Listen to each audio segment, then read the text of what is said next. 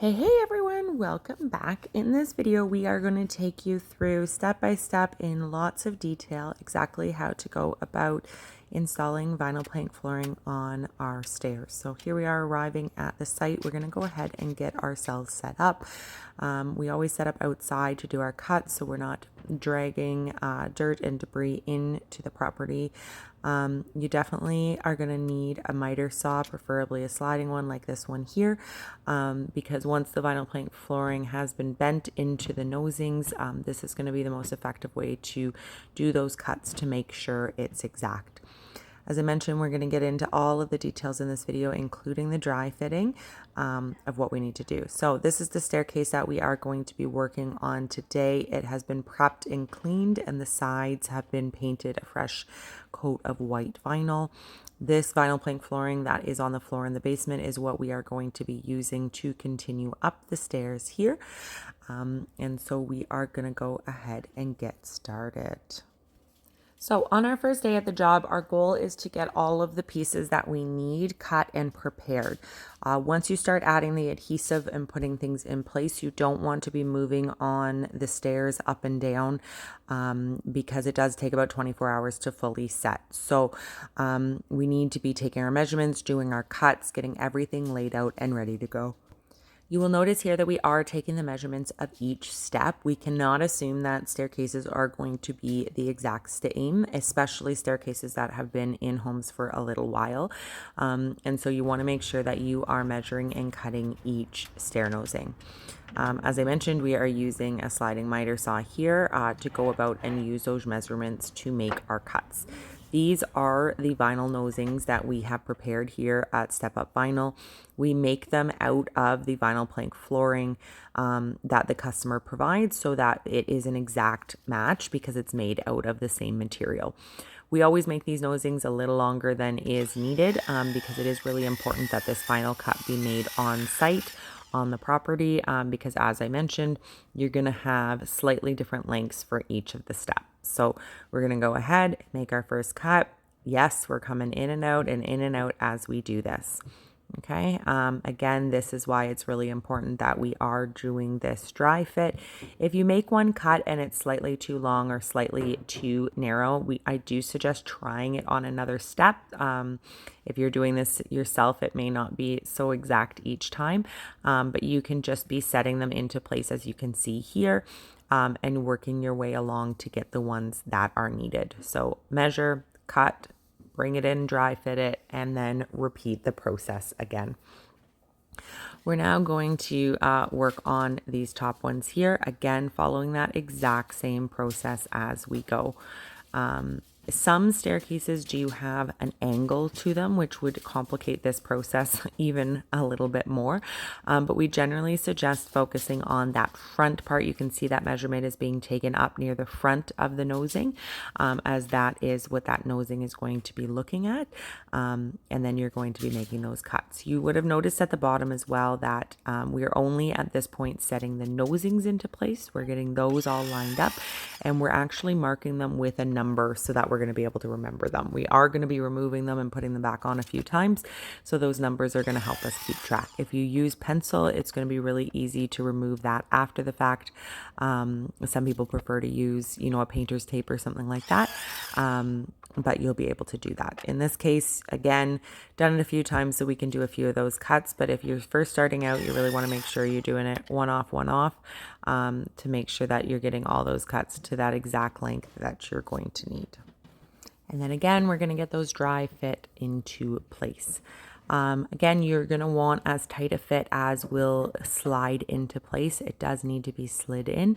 And, in our case here, we were able to get it all. But again, that suggestion, if one doesn't feel quite right, you can always move it up to another step as you're doing that dry fit process to make sure everything is what you need.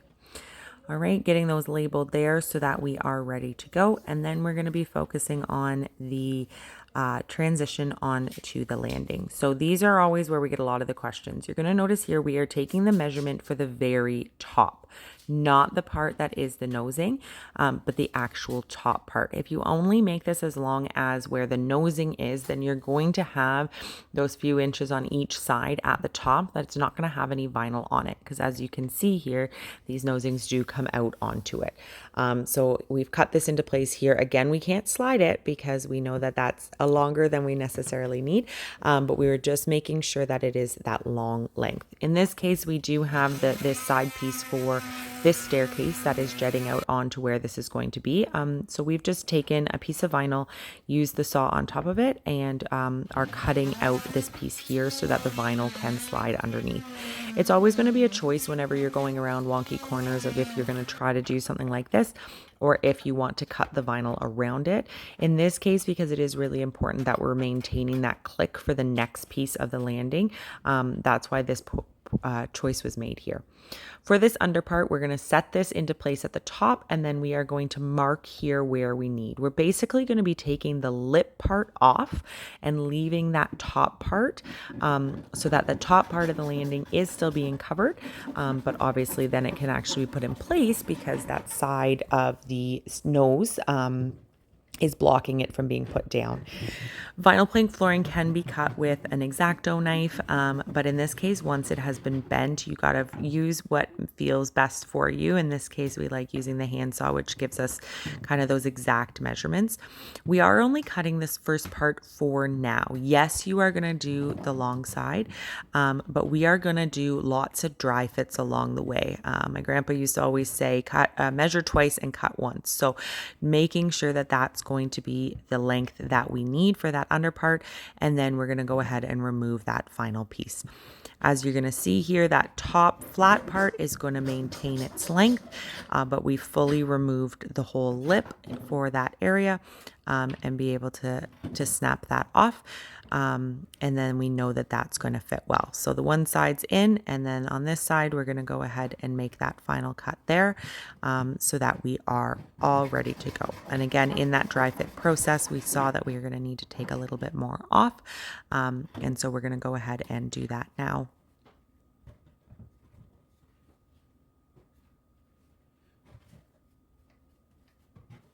Now that we have that the length we want, we can go ahead and take that final piece off, and then we are going to be good to go. These kind of unique situations are always going to be the most time consuming portions, but it is really important that you get it right. You're patient with it, and you make sure that you're going to get the fit that you want, because that's going to then make the rest of the project a lot easier. Also, some customers will tell us they already have the flooring installed on the landing.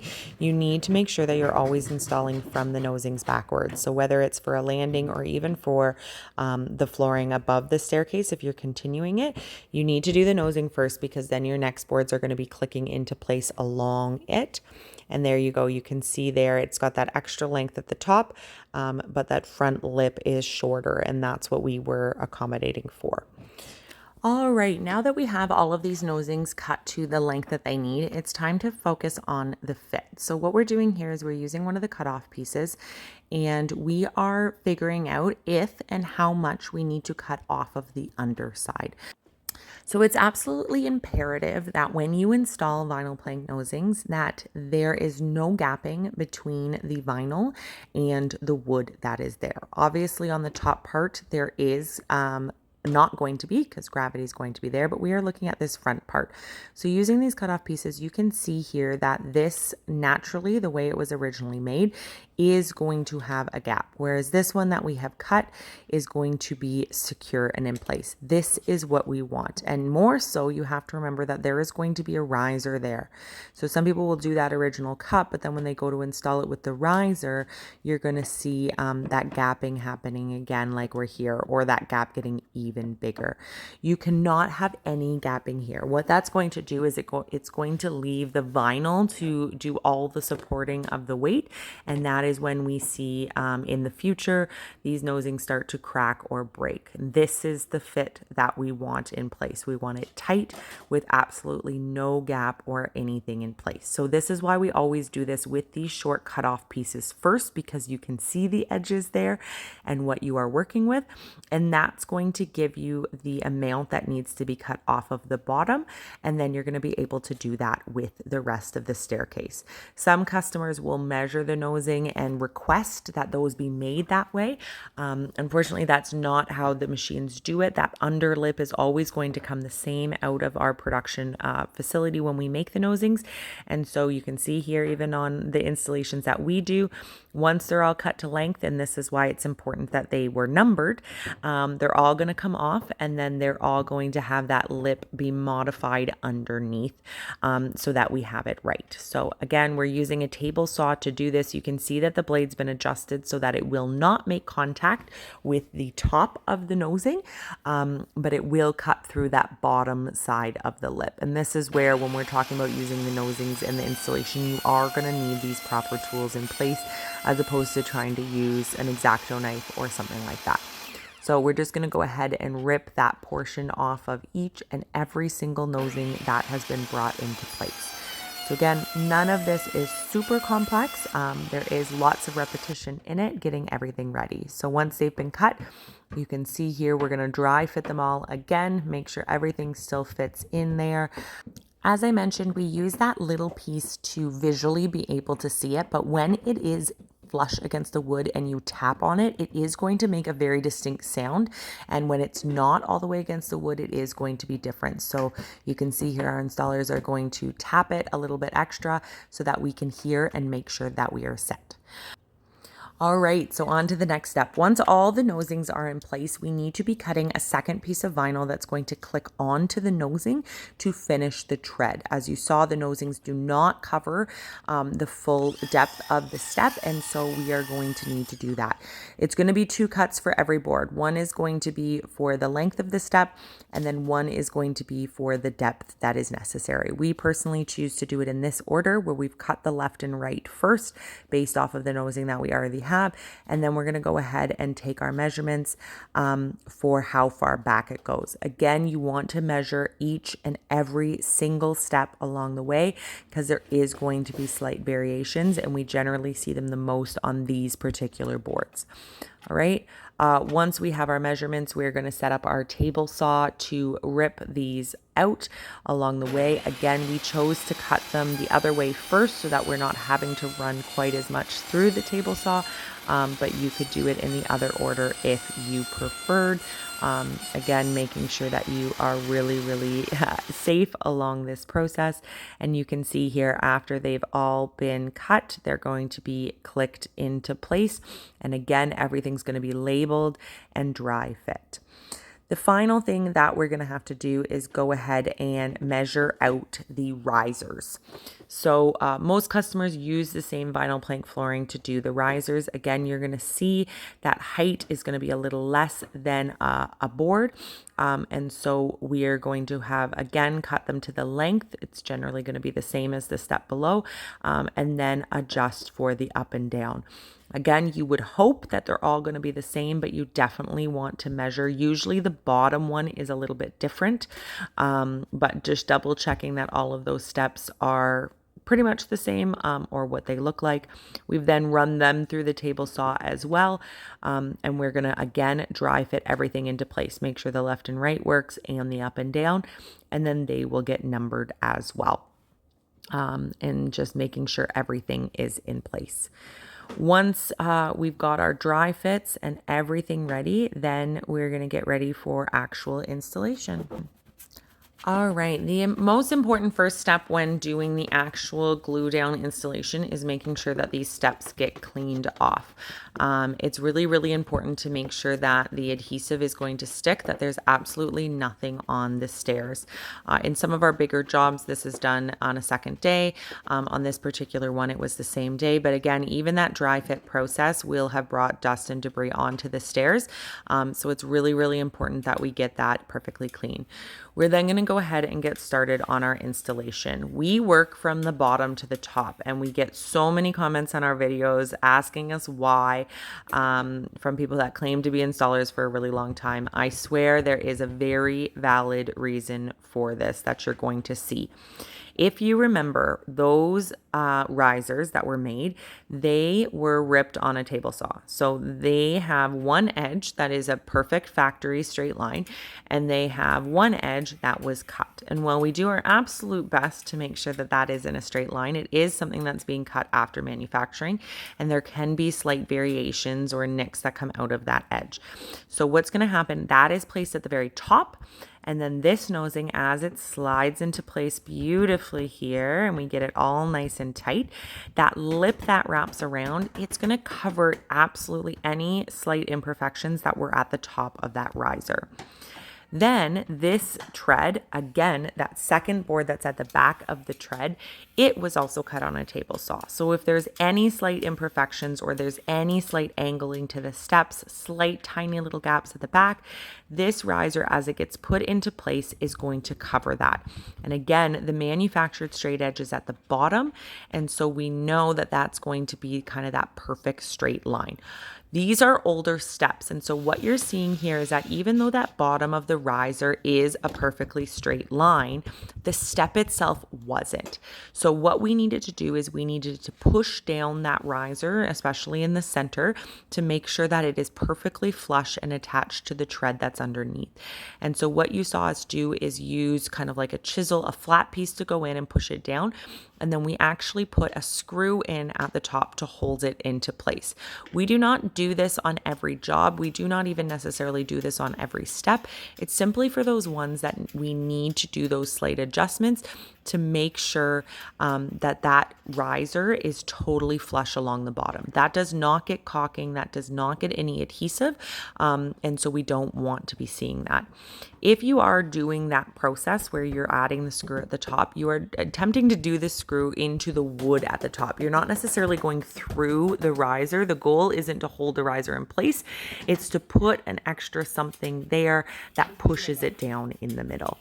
All right. And so that is the reasoning that that is happening.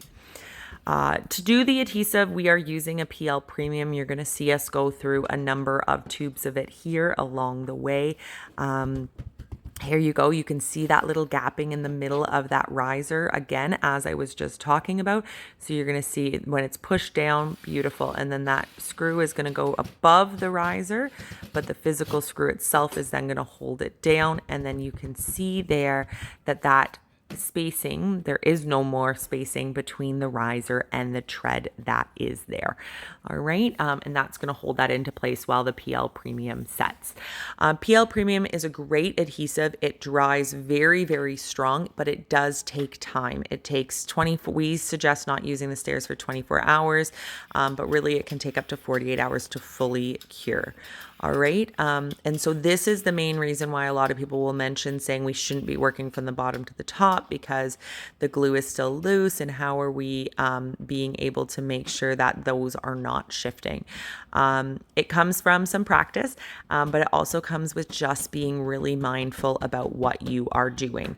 All right. Our installers are going to be using the Stairs as little as possible. When they do need to stand on them, they are going to be standing near the back. You can see where his feet are there, straight in line near the back, and making sure that that weight is straight up and down on the step itself so that it's not shifting in any way or shape. So here is our landing piece that's going on.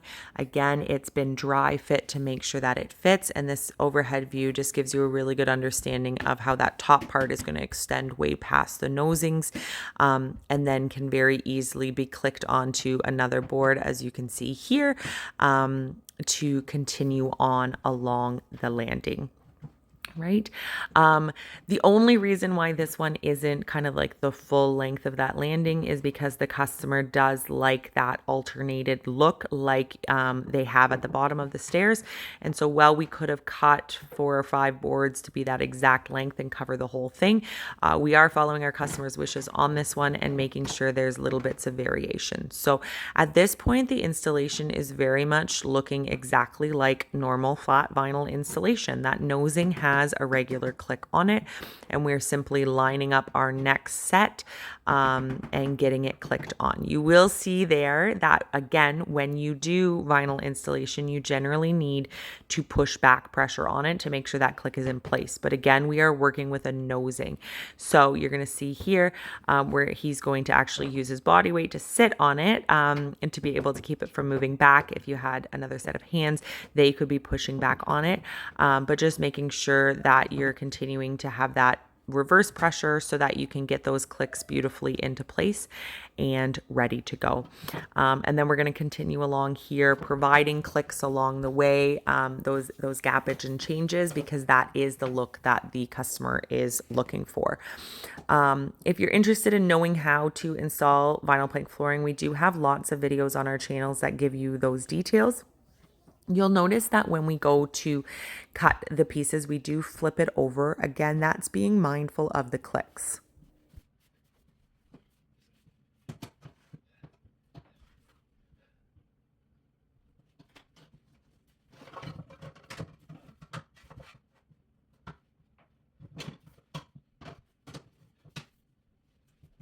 If you lay the vinyl right on top to mark how much you need, you're going to end up cutting the vinyl where you need the vinyl to be able to click in. So that's why you're always measuring out upside down to know what you need there where you're going to do that cut so that you're leaving the click side that you need. It becomes second nature pretty quickly as you go along doing it, but definitely those first few ones, you're going to put a lot of mental energy into making sure that you've got those clicks lined up and ready to go. Again, vinyl plank flooring can be cut in a variety of ways. When you're doing an actual install, it doesn't really make sense to be using the miter saw. You'd have to be heading out in and out all the time, and we're trying to avoid using the stairs to do that. So one of these vinyl cutters would be great. This particular one is definitely not our favorite, but it is a really good budget option if you're probably only going to be installing 1 or 2 floors, or if you're in really tight spaces like this one. Our main one that we normally use is much bigger, and so just wanting to be able to continue to do these right where we are. We don't want to be walking down to the basement to do this and walking on the stairs that we've just installed or heading up. So we're just using it here, and it's going to do the job for us. When you are installing it, you can keep in mind where and when there's going to be trim. Okay, so along the walls, there's going to be trim that's added, and so you're aware of the thickness of that. And so the key is to get these pieces to line up as tight as possible to the bottom of the stairs, as that's going to be there. Yes, there is going to be a riser there, but risers tend to be thinner than trim are. And so that's why we're going to kind of prioritize those locations. All right, as we get to the back, you can see we're not going to have the width to do a full board, so we're going to measure that out, and we're going to go use the table saw and rip that board here, and then we're going to end up with our final piece here. So what we're going to do is we're going to start again, flip over, cut so that we have the length that we need, and then we're going to focus on this variation here. Again, this would be the same as any other flat vinyl flooring that you are cutting out, but you want to start with your original cut, make sure everything fits properly, and then you're going to mark out your more details. Some of you will note that on the other side, we actually cut the wooden piece here for the stairs as opposed to doing the vinyl around it. The reasoning on this end is just because we're in quite a tight space here with the wall, and that was kind of more needed with the nosing piece, just to be able to get the angle for that install. As much as possible, you don't want to be altering the structure. There's likely going to be nails and structure involved underneath here, so we're not going to be able to get all the way under, and with the wall as well, it's just not going to be really feasible. The other one we could get at both sides. So as you can see here, this really isn't a hard process. We're using the X-Acto knife. We're just cutting this little angle out, and it's going to be taken care of, which in this case is going to give us just as good of a finish with a lot less effort and chance of running into our saws into screws and nails and walls and things that are just going to make it difficult for us. So cleaning this up here, and then we'll go ahead and and get it into the right spot. If you've liked this video, please give it a thumbs up and please consider subscribing to our channel. We have lots of tips and tricks like this video that can help you out with any installation that you do on our own. And we just continued the process up at the top, and here is the finished product. An absolute beautiful finish. The customer was absolutely thrilled with that match of the staircase down to the flooring that they've put in below. Leave it for 24 hours and it is waterproof, it is scratch proof, and it is going to last a lifetime. Thanks so much for watching, and we'll see you in the next video.